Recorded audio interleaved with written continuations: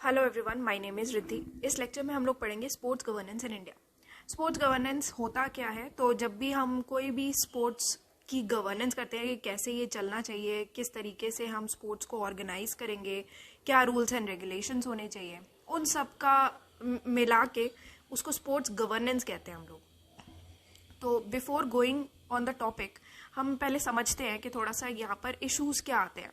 ठीक है, तो अभी क्या है कि बहुत सारे स्पोर्ट्स गवर्निंग अथॉरिटीज़ मौजूद हैं कि अलग अलग जगह पर अलग अलग स्पोर्ट्स के लिए अलग अलग अथॉरिटीज़ हैं यहाँ पर। तो इंडिया का जो स्पोर्ट्स सेक्टर है काफ़ी डाइवर्स ऑर्गेनाइजेशन लीड कर रही हैं उसको, और बहुत ज़्यादा कॉम्प्लेक्स है। जैसे कि कुछ गवर्निंग बॉडीज़ हो गई या फिर कोई प्राइवेट कंपनीज हो गई, वो भी आ जाती हैं। ठीक है, फिर कुछ नॉन प्रॉफिट फाउंडेशंस भी आ जाती हैं। तो ये सारे जो ऑर्गेनाइजेशन है ये रिस्पॉन्सिबल रहती हैं कि जितना भी स्पोर्ट्स है इंडिया में उनको मैनेज करना, उनको डिलीवर करना।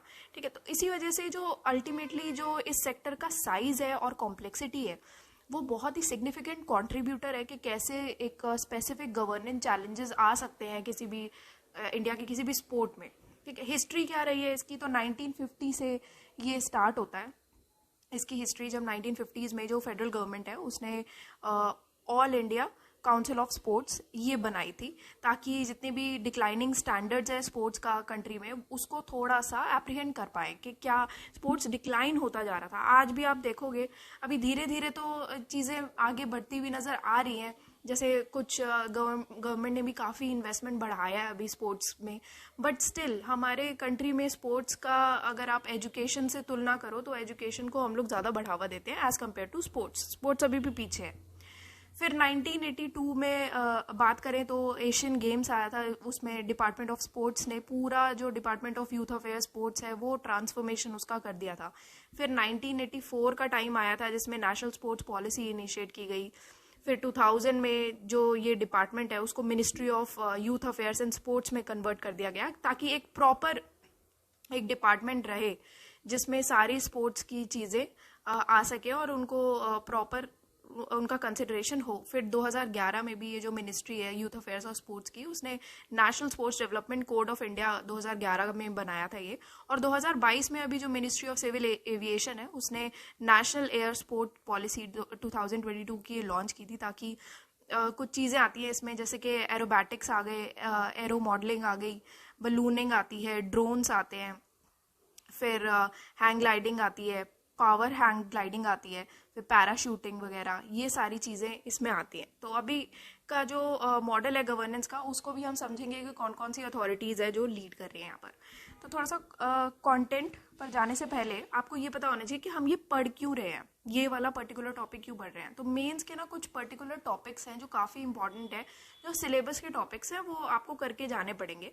और टॉपिक लिस्ट के लिए आप वेबसाइट विजिट कर सकते हो, वहाँ पर आपको पूरी टॉपिक लिस्ट मिल जाएगी। उन टॉपिक अगर आप खुद से प्रिपेयर कर रहे हो तो टॉपिक लिस्ट पढ़ लेना।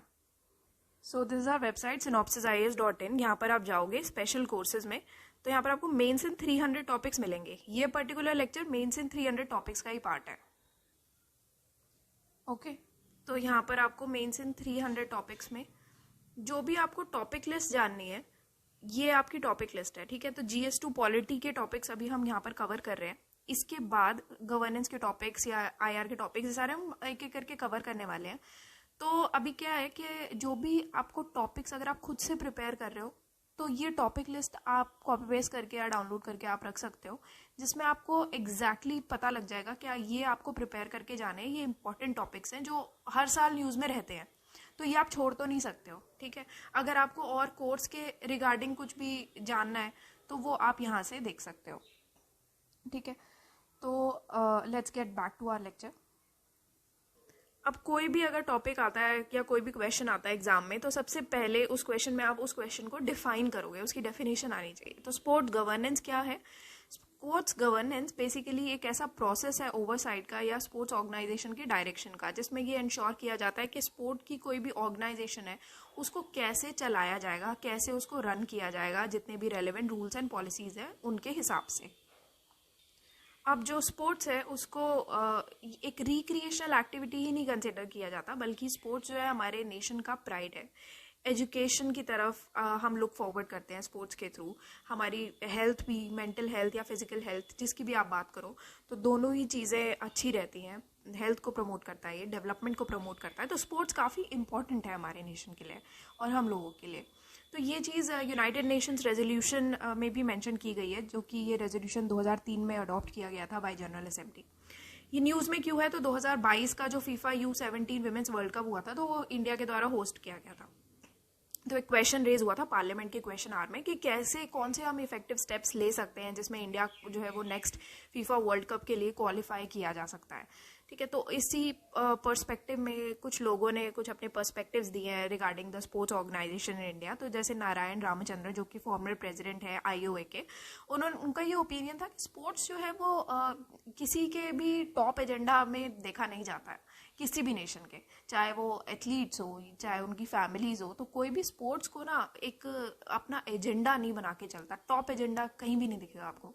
स्पोर्ट्स को हमेशा एजुकेशन की तुलना में एक बैक सीट ही लेता है स्पोर्ट्स। ठीक है, तो पीछे ही है अभी एजुकेशन से।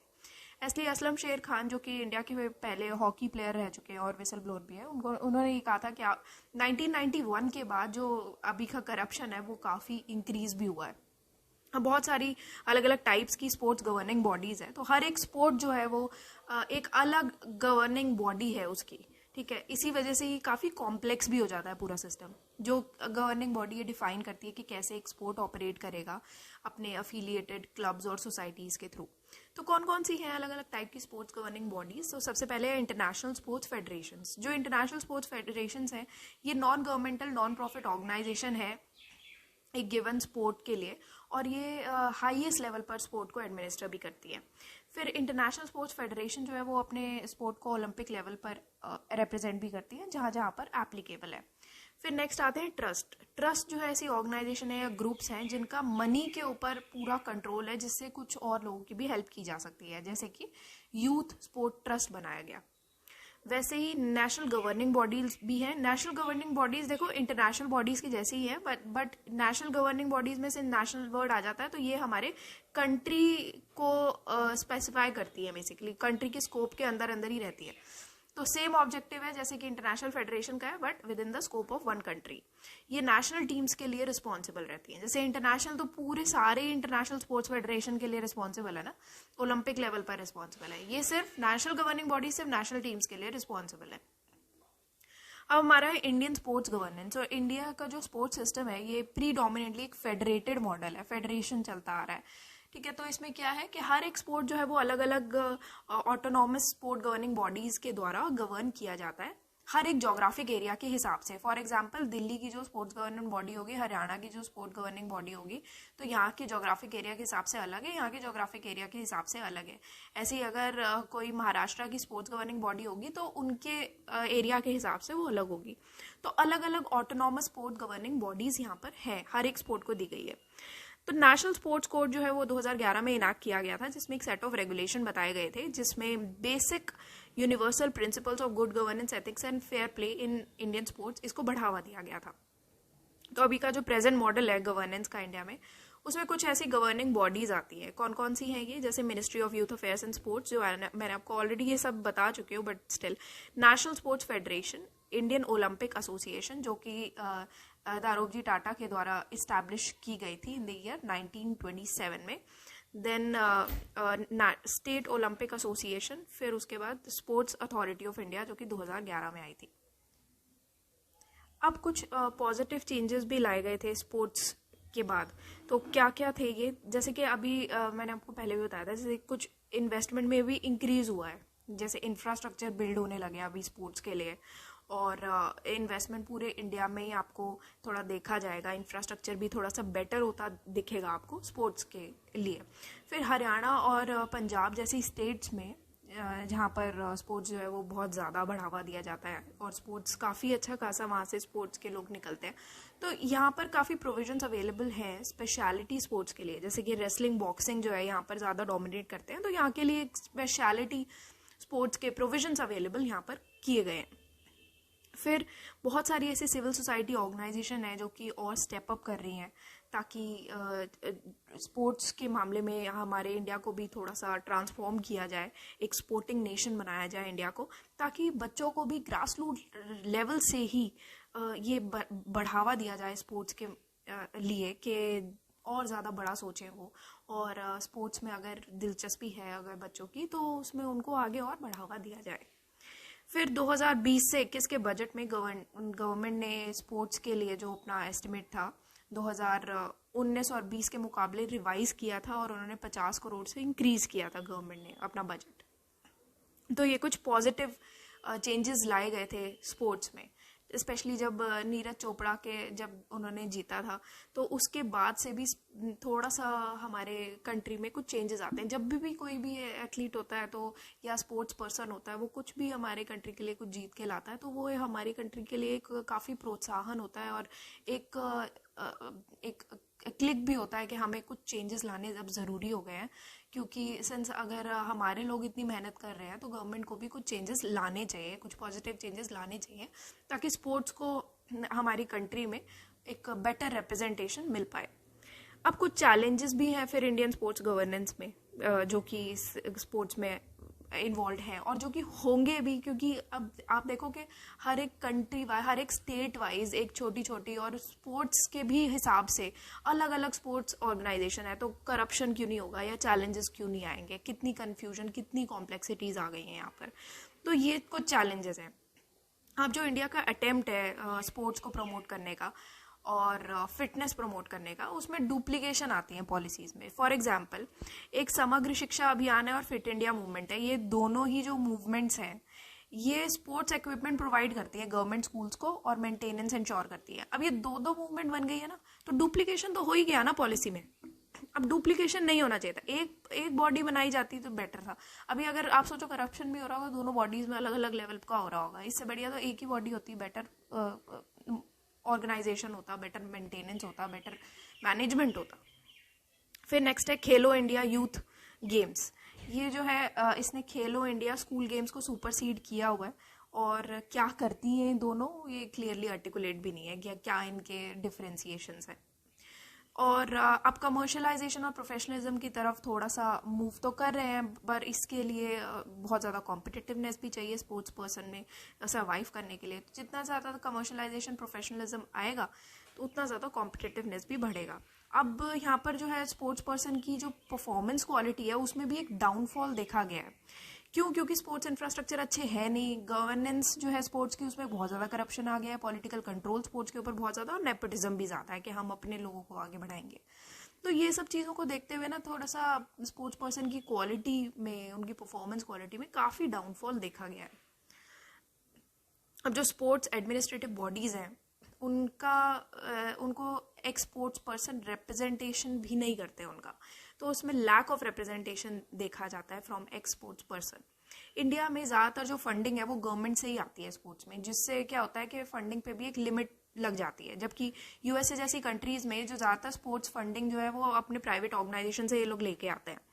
फिर जो स्पोर्ट्स इंफ्रास्ट्रक्चर है वो भी हमारे यहाँ पर तो ग्रास रूट लेवल पे तो है ही नहीं, बहुत ज़्यादा लैक करता है, बहुत बेकार स्पोर्ट्स इंफ्रास्ट्रक्चर है जिसमें गवर्नमेंट को सीरियसली काम करने की नीड है, जिसमें कोई हायरार्की नहीं है ग्रास रूट लेवल से लेकर कि नेशनल लेवल तक।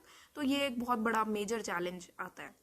वे फॉरवर्ड हम ये कह सकते हैं, सबसे पहले तो हमें ट्रांसपेरेंसी लाने की ज़रूरत है, जैसे कि बोर्ड ऑफ मेंबर्स की इन्फॉर्मेशन हो गई, या एडमिनिस्ट्रेटिव ऑफिशियल्स है, या रेम्यूनरेशन इन्फॉर्मेशन है, ये सारी जो है पब्लिक डोमेन में होने की नीड है। इसको आपको पूरा ट्रांसपेरेंट करना चाहिए पूरा मॉडल। फिर नेक्स्ट है विमेन का रिप्रेजेंटेशन। तो काफ़ी अच्छा खासा विमेन रिप्रेजेंटेशन हो रहा है अभी स्पोर्ट्स में और एडमिनिस्ट्रेटिव बॉडीज़ में, तो ये भी होने की और ज़्यादा होने की नीड है। अब वुमेन को और ज़्यादा बढ़ावा देना चाहिए कि वो आगे आए और स्पोर्ट्स में पार्टिसिपेट करें। ठीक है, स्पेशली दंगल के बाद से तो और ज़्यादा थोड़ा सा बढ़ावा तो मिला है लोगों को, बट स्टिल अभी और ज़्यादा बढ़ावा मिलना चाहिए। फिर कुछ प्लान्स की नीड है ताकि डेवलपमेंट में, स्पोर्ट्स के डेवलपमेंट में भी कुछ ग्रोथ देखा जाए। तो एक फिक्स टाइमलाइंस जो है वो अडॉप्ट की जाने की नीड है स्पोर्ट्स बॉडीज़ के द्वारा, ताकि ग्रोथ और डेवलपमेंट स्पोर्ट्स में अच्छा खासा हो पाए और देखा भी जाए। और ये सब चीज़ें जो है वो एथलीट्स के लिए भी एक मोटिवेशन की तरह प्रोवाइड करती है। फिर कुछ ऐसी स्पेसिफिक कमिटीज़ हैं जो कि स्पोर्ट्स की प्लानिंग के लिए या फाइनेंसिंग, रिसर्च और डेवलपमेंट पर्पस का काम करती हैं, जिससे क्या होता है कि कॉमन ऑब्जेक्टिव अचीव करने के लिए कुछ वर्क में भी ट्रांसपेरेंसी आती है, ठीक है। तो कॉमन ऑब्जेक्टिव अच्छे से अचीव भी किया जा सकता है। तो ये सब स्पेसिफिक फंक्शंस जो है कमिटीज़ को लेने की नीड है, ये कमिटीज़ बनने की नीड है। फिर रूल्स एंड रेगुलेशंस की अगर हम बात करें तो जितने भी गवर्नमेंट बॉडीज़ हैं, गवर्निंग बॉडीज़ हैं, इनको एक कॉमन जुडिशियल सिस्टम सेटअप करने की नीड है। एक ट्रिब्यूनल हो गया, आप समझ लो। ट्रिब्यूनल्स भी हमने लेक्चर में ऑलरेडी पढ़ चुके हैं, तो आप प्लेलिस्ट में जाओगे पढ़ लेना अगर जिसने नहीं देखा। तो यहाँ पर क्या है कि कॉमन जुडिशियल सिस्टम हो जाएगा या कोई ट्रिब्यूनल आ जाएगा, तो जितने भी स्पोर्ट्स रिलेटेड कन्फ्लिक्ट्स है ना, वो वहीं पर जाके डील कर सकते हैं लोग, आसानी से डील हो जाएंगे, इतनी मगजमारी नहीं करनी पड़ेगी। फिर जो पहला ड्राफ्ट आया था स्पोर्ट्स पॉलिसी का 2007 में, उसने sports regulatory authority of India को रेकमेंड किया था, जो कि पूरा कंट्री का जितना भी स्पोर्ट्स है उसको रेगुलेट करेगी, ठीक है। तो ये कुछ वे फॉरवर्ड है कि आपको क्या करने की अभी आगे नीड है, कि जिससे आपका जो स्पोर्ट्स में रिप्रेजेंटेशन है वो और ज़्यादा बढ़ सकता है, ठीक है। बाकी करप्शन जैसे चैलेंजेस तो हैं ही, पर जितनी ज़्यादा कॉम्प्लेक्सिटीज़ आएंगी उतनी ज़्यादा करप्शन भी बढ़ावा उसको मिलेगा।